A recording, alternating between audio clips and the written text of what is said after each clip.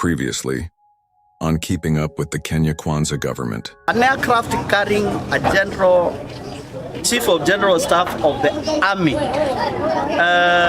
cannot be just taken that lightly about it was just a mere accident. This is why President William Ruto is not happy. And it's not the economy this time. It is a growing chorus of whispers, suspicions, and full-blown conspiracy theories linking his government to the tragic death of General Francis Ogolla. General Ogolla was taken out. He was taken out. What was supposed to be a straightforward military report has now snowballed into a political wildfire.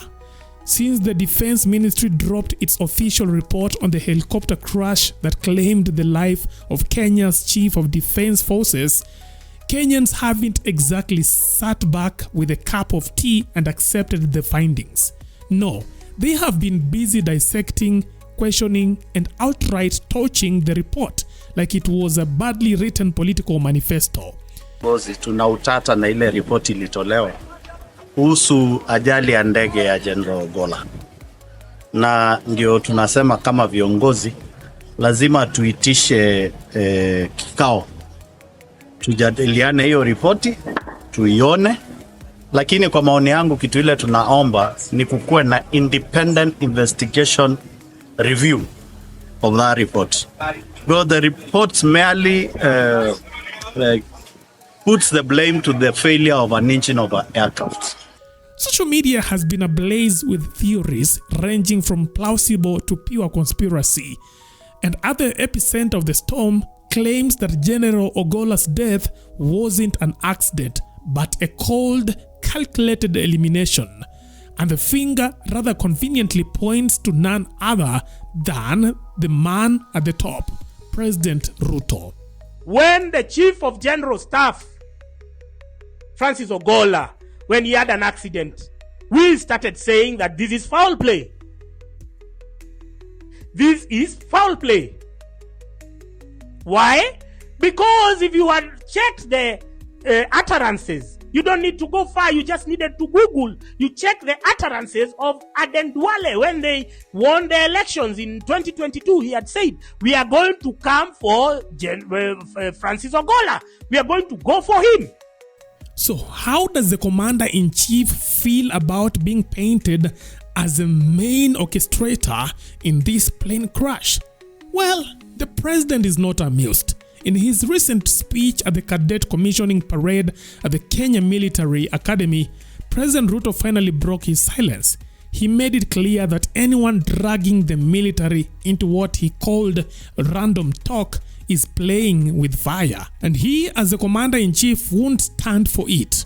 Our defense forces are key to upholding these values.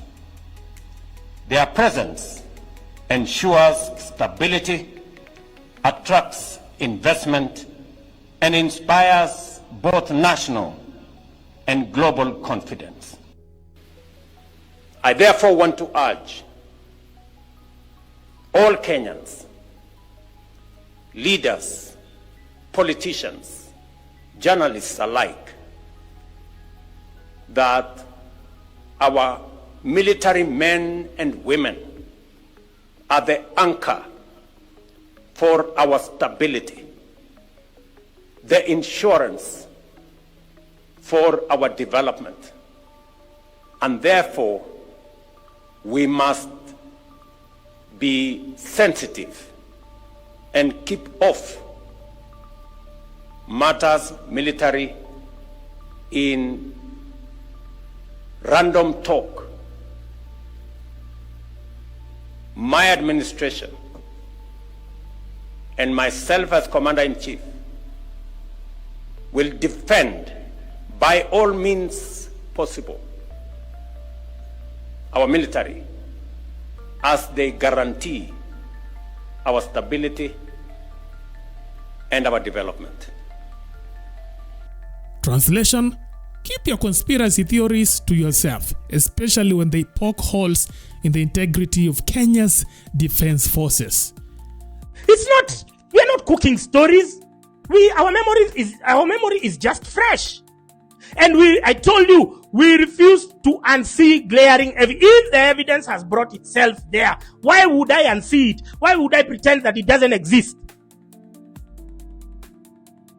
So if Aden Duale said that with his own mouth that they are going to kill Chief of General Staff Francis Ogolla, who am I to dispute him? Who am I to doubt him? Who am I to underestimate him? And at the time that Ogolla died, Aden Duale was the Minister of Defense. He was directly in charge of that docket. And 2 years earlier, it's even less than 2 years, 2 years earlier, he had declared that we are going to finish Chief of General Staff Ogolla. Now, with that kind of glaring evidence, why would I tweet, rest in peace, it was an accident? I'm not a stupid idiot. I'm like, this is murder. This is premeditated. We have the evidence. We have the utterances. Why would I say, oh, sorry, may he rest in peace? Let God's will be done. Let God's will be done. No!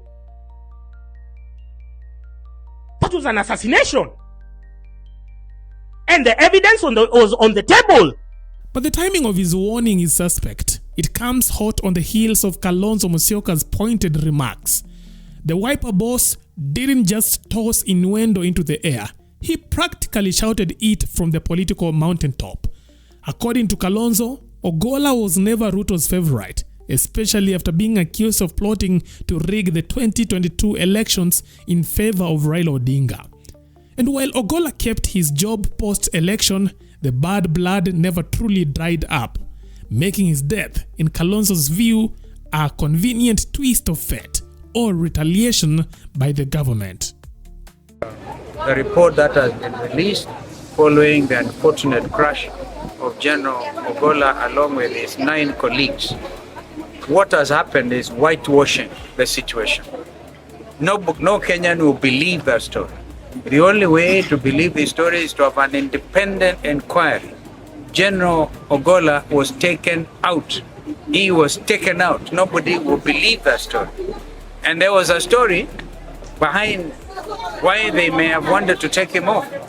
He was sent by the National Security Council to go to bombers of Kenya that time, before results were released. And I think that people said they would deal with them. Some of them were hard to say, we'll deal with this guy later. But because of the Tonje rules, there was no way General Ogolla was not to become the next head of our military, the CDF. So he was taken out.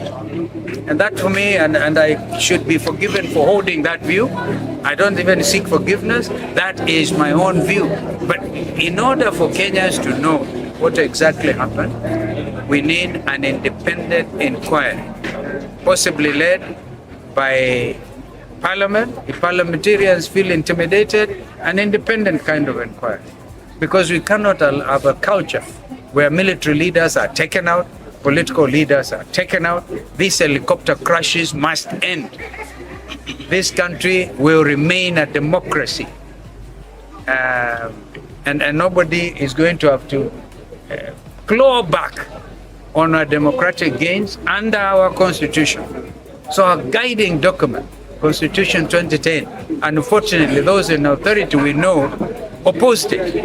Maybe they opposed it for such times as this. And unfortunately they have sworn to uphold the document, which also has also protected them. Because had it not been for Constitution 2010, William Ruto probably would never have been sworn in as president, because he would have been fired a long time. So these are some of the truths. Thank you. Then there is the riddled with contradictions that even a first-year aviation student would raise an eyebrow at. The aircraft, we are told, was squeaky clean.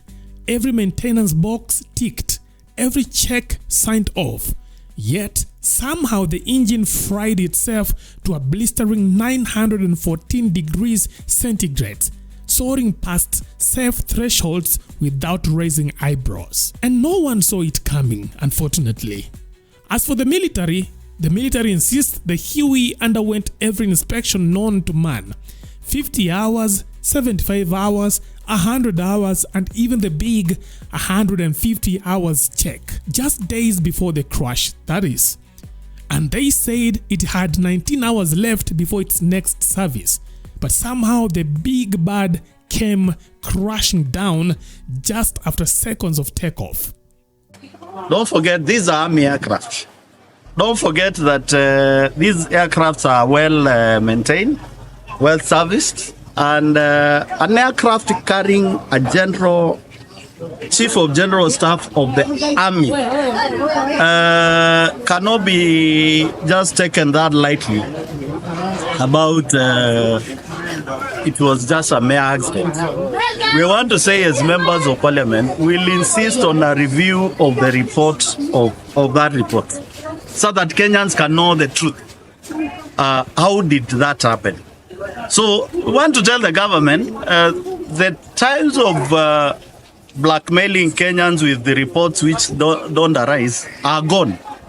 And we'll insist, and I will repeat, on an independent review of the report to tell Kenyans the truth, what happened to the chopper which killed General Ogolla. But the big question is, where is the chopper's communication log with the control tower? Why wasn't the engine failure predicted if everyone involved was trained and qualified? Keep off matters military in random talk. Still, President Ruto wants everyone to zip it unless they are in uniform or holding the title Commander-in-Chief.